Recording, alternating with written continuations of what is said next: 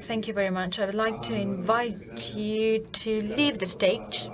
Thank you for working under pressure.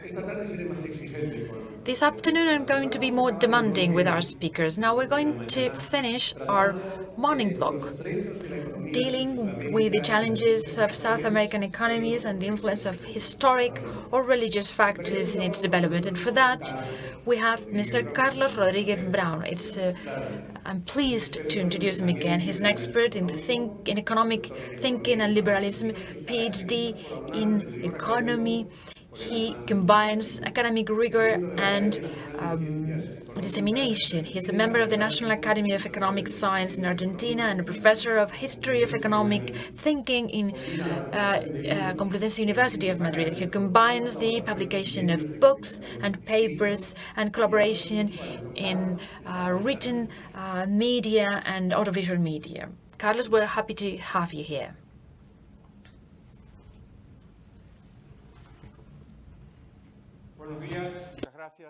Good morning. Thank you very much for the introduction. I would like to thank FIAB for inviting me to close this first block this morning before lunch. I hope we don't lose our appetites.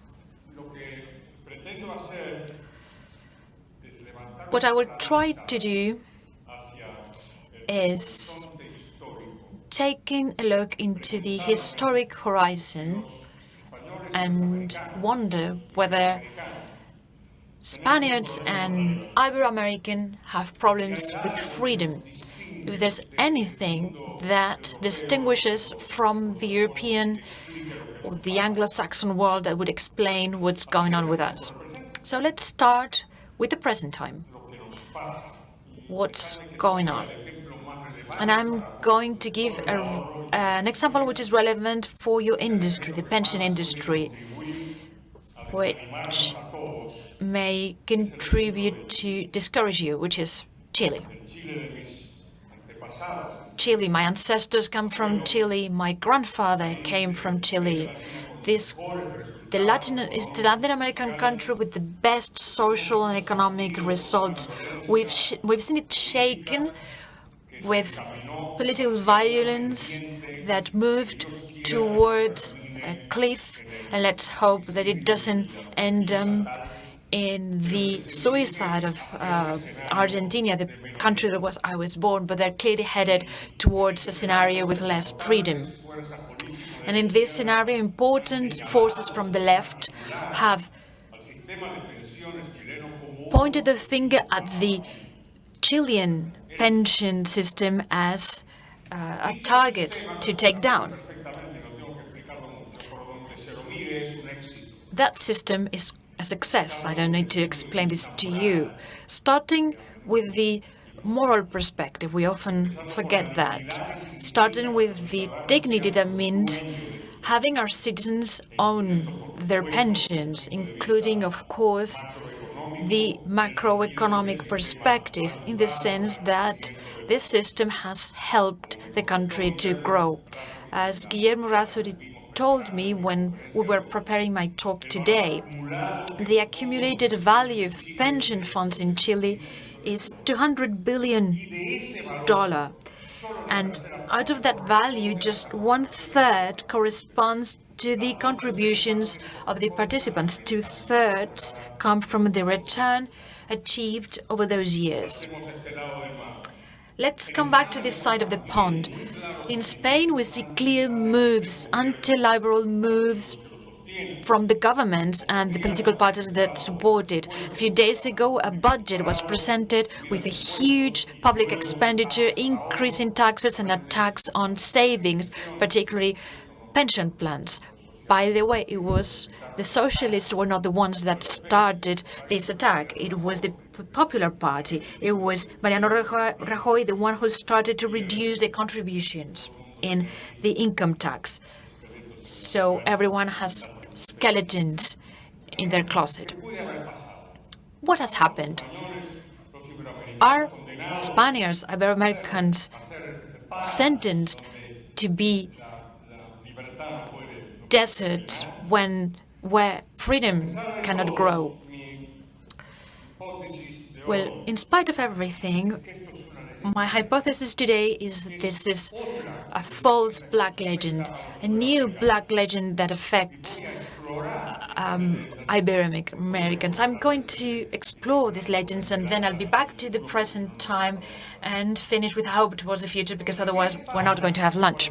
When I came to Spain 45 years ago, I was impressed by its politics, the spirit of sharing that marked the transition towards democracy, far from this caricature of intolerable, aggressive, violent Spaniards. I was impressed by this society. It was more open to change, more tolerant to immigrants than you would have expected. And I was impressed by the economy. Then I saw, with statistics, what I was seeing in mid-70s. Spain was and is and was a country richer, wealthier than everyone was thinking, even the Spaniards themselves, and also a liberal country, even the liberal country. The image people have of Spain is that poor country that stayed behind. Let me tell you a story that Adam Smith tells when speaking about laws. This is mainly addressed to ladies. The first woman that used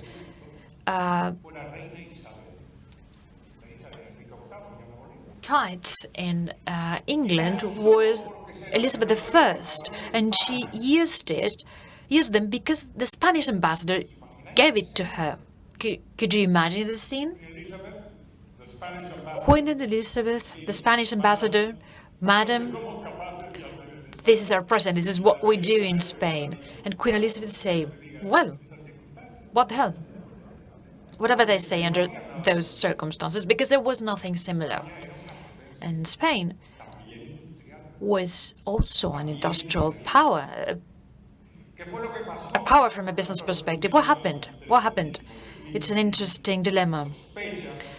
I suspect that everything was messed up with in the first third of the 19th century, because at that point some countries lost their colonies, they were invaded, they suffer humiliating military defeats, political instability. Spain is the only country that suffered all of that at the same time in just a couple of decades. It's sufficient to generate a traumatic shock. And after that, Spain continued as an exuberant country. I always think that Carmen the Opera has been really damaging for Spain, because it painted this image as if Spain was that.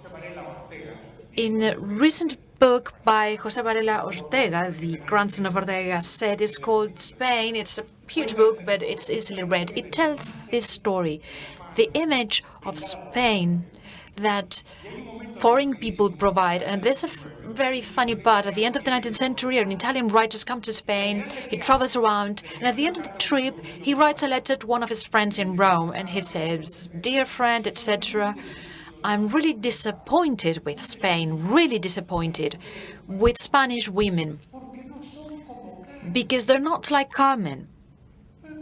Well, of course they're not like Carmen. They were normal women, like Italian, French, English women. Somehow they had this stereotype, this image. Spaniards themselves incorporated this image that Spain is a poor, violent country that stayed behind. This is transferred to Latin America, where we also have a black legend in which, as Rangel said, from a good savage to a good revolutionary. That's what Latin Americans need to be, not normal people like everyone else.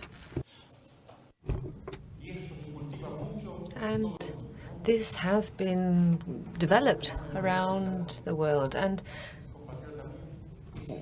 what a friend says is like this worship of Che Guevara. But Che Guevara, they want him over there. They don't want him here. No, here in Europe, United States, we don't want Che Guevara's. People with pistols trying to change the world. No, we want bourgeois things, elections every 4 years, free press. But if it's in Bolivia or in Cuba or in Mexico, well, that's great. It's great to have people with pistols. But why? What did the Bolivians do to you? Once again, it's this black legend, these caricatures. And of course, when people talk to me about Latin America, saying that it's a place where there is no respect for life, there's a lot of violence and human rights are not respected. Well, the Europeans can't give any lessons to the Ibero-Americans. In other areas, perhaps, but talking about massacres here in Europe, we can't even joke about it. If we go on to talk about freedom and this idea of freedom, the key to freedom are the limits of power. If we don't have that notion, there is no freedom. In theory or in practice, power must be limited. And what do we normally do? Well, we have the Carta Magna, but we don't have the courts of Leon, which were prior to that. So here we could talk about the stories of liberty. We could start with John Locke, and often they're Anglo-Saxons. This is something that liberals talk about. We celebrate the American Constitution. We repeat the lines, the phrases of Jefferson in the Declaration of Independence. All men are created equal, endowed by their Creator with certain unalienable rights, life, liberty, and the pursuit of happiness. How wonderful, what a wonderful idea.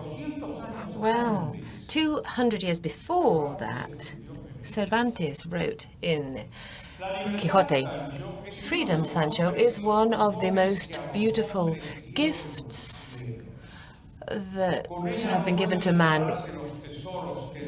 They cannot be equaled by treasures in the earth or in the sea, because freedom and honor are worth sacrificing one's life, and otherwise, or by contrast, being captive is the worst that a man can suffer. This is exactly the same idea 2 centuries before. The idea that liberty is something we have because God has given it to us. And then you come to the subject of religion. I mean, this freedom given by God is no small thing, because if God gives it to me, who can take it away from me? Nobody, right? Not even a king or a governor. And it's the same idea. It's no coincidence. And it's no coincidence that Cervantes had this idea, because that is what was being taught in Spain at the time. In the school of Salamanca was at its peak at that time. And what is behind the ideas of these economists, jurists, theologians, Suárez Molina, Covarrubia, Navarrete, Apilcueta, and of course Juan de Mariana? What was behind them? The idea that power has to be limited. When you get that idea, you have to grab it, because that is freedom. We can go into details, but for the moment, that is the basic stone upon which the idea of freedom rests. And the Americans knew that. And what Jefferson wanted to say, the founding fathers, what they wanted to read were these writings. Jefferson asked for the books by Mariano, by them. He wanted to read those books, and they knew what they were reading. They had fundamental idea that rights are discovered, or the law is discovered, not invented, against utilitarianism or positivism that had such an impact in the world, in our Spain and our America. If there are any Colombians here, you will remember the phrase of General Santander in the Palace of Justice in Bogota. It says, Colombians, weapons have given you independence, the laws will give you freedom. That's a very nice and very dangerous phrase, very dangerous phrase. Why? Well, because if law gives me freedom, law can take it away. So we followed a long path from the idea of being endowed by our Creator, that freedom is ours. Nobody gives it to us, it is ours above all. And as Bastiat said, we are not free because we have laws. We have laws because we are free. First of all, we have freedom, and then we have law. The word liberal nowadays, well, it was invented here in Spain by the people in Cádiz with their constitution. Sometimes we laugh about the Cádiz constitution. It says the Spaniards will be fair and charitable, and sometimes people laugh at this phrase. It says the Spaniards will be charitable, but not the Ministry of the Treasury. This great leap that we've seen over the last century, this idea of generosity and charity and goodness has gone from people to the governors, and no one from Cádiz would have made that joke 200 years ago. We are the charitable ones, not the Ministry of the Treasury when they're dealing with our money. I'm not wanting to say that these people were perfect. Except for us, of course, everybody has imperfections. And how about the American revolutions? They were liberal, with all of the nuances that you might want to observe. But from Mexico to Chile, they were liberal.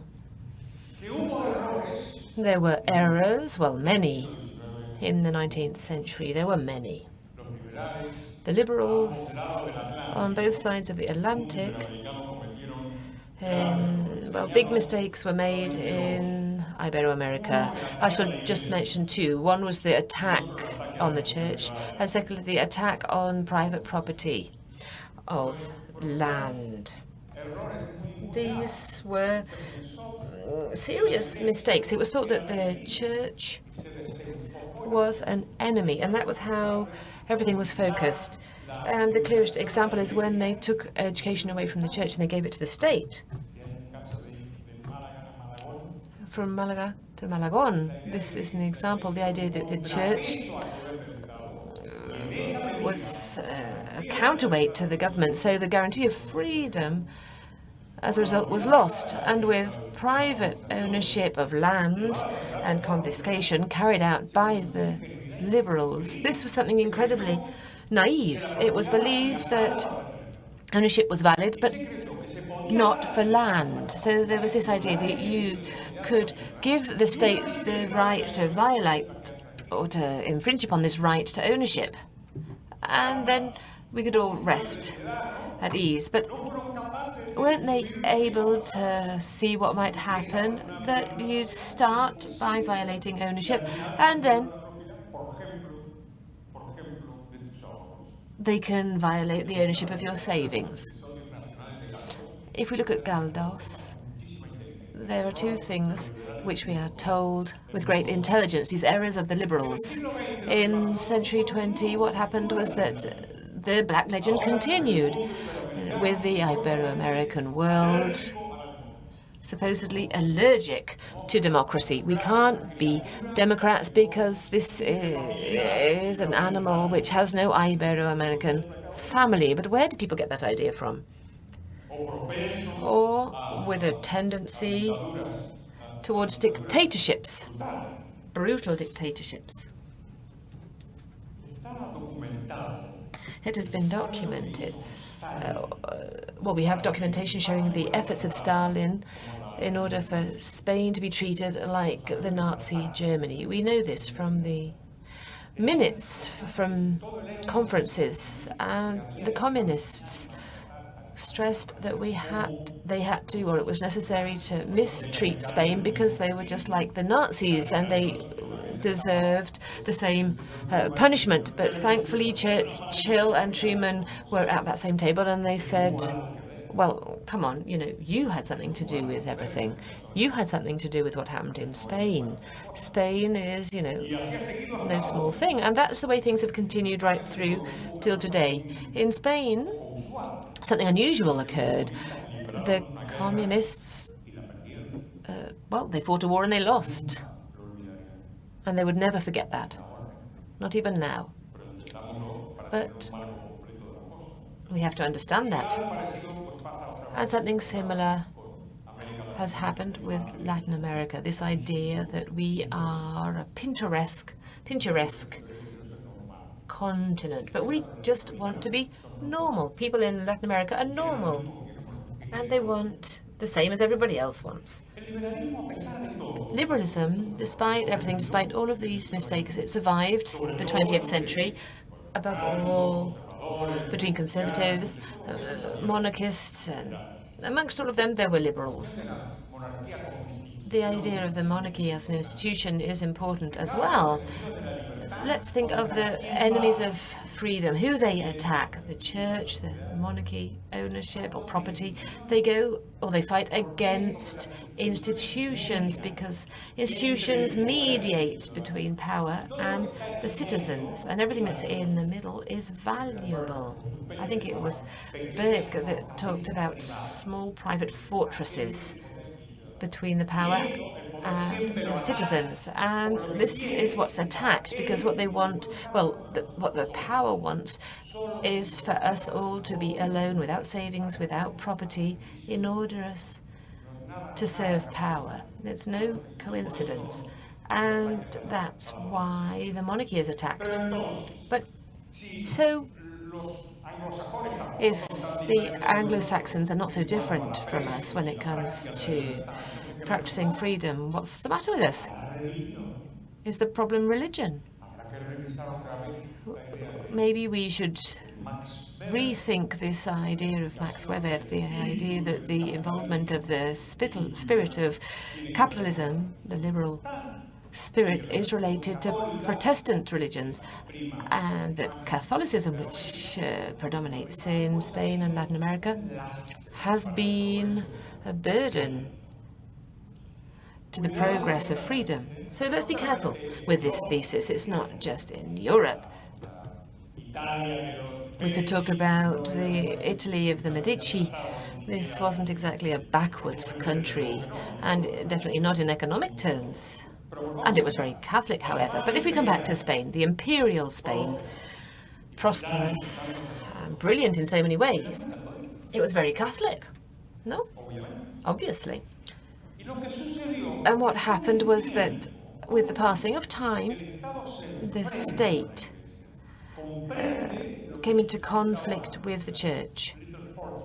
Like I said, with these small fortresses between power and citizens, it was understood that the church was an adversary, and as an adversary or competitor, it protected the freedom of the subjects. And I would just like to mention a difference. If we think of these historical, religious, institutional roots and differences between the Latin American world and the rest, there's a book by Johann Norbert. The book is called Open. It's a very good book. It says that over history we have seen episodes of openness, political, economic and intellectual openness. The history of freedom is not just 2 centuries. No, we're talking about thousands of years. And there are very old episodes when, for different reasons, the different communities of men and women had times of openness. And then they begin to trade and respect the ideas of others, to debate. That is progress. If you have that, then progress will come for sure. All of these times of openness, as explained in the book, give the result of well-being and prosperity and coexistence. And this is true for Spain as well. And in America also. We are not the odd ones out. We are the same as the rest. And we can also apply the general law that if there is openness, there is prosperity and well-being. The Anglo-Saxon key to the last 200 years was not openness. The key was duration, the duration. They maintained their openness with backward steps and imperfections, starting and stopping. And I don't want you to think that I'm describing something idyllic, but I am trying to pull out some threads from this fabric. Despite everything, openness in the world, in the Anglo-Saxon world and the European world, lasted. If we think of England or the United States, of course they have their faults, but in relative terms they have had less sudden changes in key institutions. When coming to civil freedom, ownership rights, institutional stability, legal certainty, this is a point that we could consider. They maintained the situation for enough time. In this book by Norbert, he talks about many episodes, even from China, which are very interesting. They open up, they have prosperity, and then all of a sudden they close down again. And this closure is negative, and they become poor, and etc. Everything we might expect. You could also, or always, criticize me, saying I'm arguing in a circle. I'm saying we're not so different to the Anglo-Saxons, and then I say we are different from the Anglo-Saxons. So let's see. We aren't, in that we value and appreciate freedom. This is clear. We are not different in that way. It's possible that our differences lie in the fact that we have been in a rush. There's a joke about the English gardener. They say, how do you get your lawn to look so nice? Oh, there's no problem. You cut it and you water it over 400 years and cut it and water it. Well, that's important. The time is important. And if you're in a hurry to get your garden looking good right away, it won't work.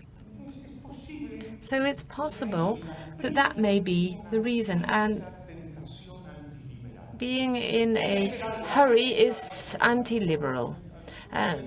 You have to do this, you have to do this. The mayor of Madrid was criticized. They said, the mayor is not going to be anything. Well, maybe it's good for him not to do anything. Why do they always have to do something? Maybe he might do something, but it might be a bad move. We've seen a lot of governors doing things and doing bad things. So this idea that everything can be changed and improved without any faults, any errors or downsides. So the evolution of recent decades in the Ibero-American world, I think that we could come up with a diagnosis that could be drawn or prepared in the very short term. When I came to Spain, I met a liberal politician, unfortunately died shortly afterwards, Joaquín Garrigues Walker, the brother of Antonio. And he said the famous phrase that in Spain, liberals, we fit in a taxi, fit in one taxi. All of the liberals fit in one taxi. Well, that's no longer true. And maybe it wasn't true back then. But over the last 45 years that I have lived here, I have witnessed a considerable increase in the appreciation of freedom, not amongst just the apostles that existed during the Franco dictatorship. No. And it's not just a matter of thinkers and professors, and often they are anti-liberals, in fact. And what's not true in Spain is Similarly, not true in Latin America. Our Mexican colleague who talked about the case of Mexicans who begin to appreciate that their pension belongs to them. And all of the trumpets begin to sound, because that is the essence of the question. If that's what we achieve, well, that's, that's a real victory. If people value it and you resist the invasion of power into your rights, well, if that's not victory, well, at least it's very similar to victory. We are seeing political results in America and Spain. Here we are in Madrid. We could recall what happened very recently when a lady who knew nobody and was widely scorned by the left wing with the press and everything. She said, I'm liberal, I want to reduce taxes. And she had huge success in the elections. I mean, isn't that good news? History is very complex and tortuous. I'm not saying that everything is perfect, but there has been progress in a hostile context. What did we think the enemies of freedom were going to do? Were they going to give in? Once the Berlin Wall collapsed, they were going to say, okay, we're going to give up, we're all going to defend freedom, private property, private pension plans and savings. But I mean, well, let's see. They have many faults, but they're not stupid. They're not stupid. So what did they do? Well, what we could have expected, even in Chile, what we might expect, as we know, because this was acknowledged by one of the great enemies of freedom, Maduro. Well, yes, of course. This had been planned. They talked about this in the San Pablo Forum because, well, they're bad, but they're not stupid. And they knew that Chile was an opponent to beat. Why? Well, because it worked. It worked, and that's why they focus their efforts on that. They know where the danger lies. The danger for the anti-liberals in America was Chile, because it was working well. Therefore, it's an imperfect story. But it has components of liberalism which are in the present and in the past. A very long tradition, which I think we have to appreciate. And even when it comes to pensions, this recent attempt of the Peruvian president was thwarted by the public reaction. In Spain, the increase in taxes is receiving more protests than ever. I've never seen this. Just one example. Felipe González was a Democratic governor who was one of the most successful ones. He won 4 elections consecutively, 3 with absolute majority, and there are very few politicians on the world that have had that amount of success. But at each election, when he won, he had increased the taxes compared to the previous elections. My conjecture is that this is no longer possible. And all of a sudden, the taxes that were not an issue, an electoral issue, have become a central issue, and everybody talks about tax. It's incredible. Nobody talked about this before. Nobody talked about the subject, and now all politicians talk about this, and all of a sudden they're listening to music. This music that says that, well, maybe the Spaniards want to defend their property and defend their savings. And if taxes are increased, then maybe they won't vote for you. And the politicians have faults, but they're not stupid. They receive that message. When they receive it, then we will have a virtuous path. And indeed, the resistance to attacks shows that we are heading in the right direction. So we could conclude with a certain amount of hope, saying that long live America, long live Spain, long live savings, long live freedom. Thank you very much.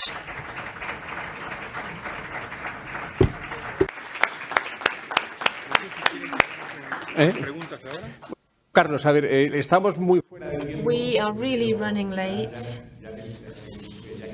But, well, since we have you here, one short question, if you like, and then we will go to lunch. And we'll try to limit lunch to 50 minutes, and maybe they'll see you more in the lunch room. Should we leave any questions for lunchtime then? So we invite you to the room next door, and in 50 minutes we'll be back with you here to start again. So very briefly, we will be back 50 minutes for lunch.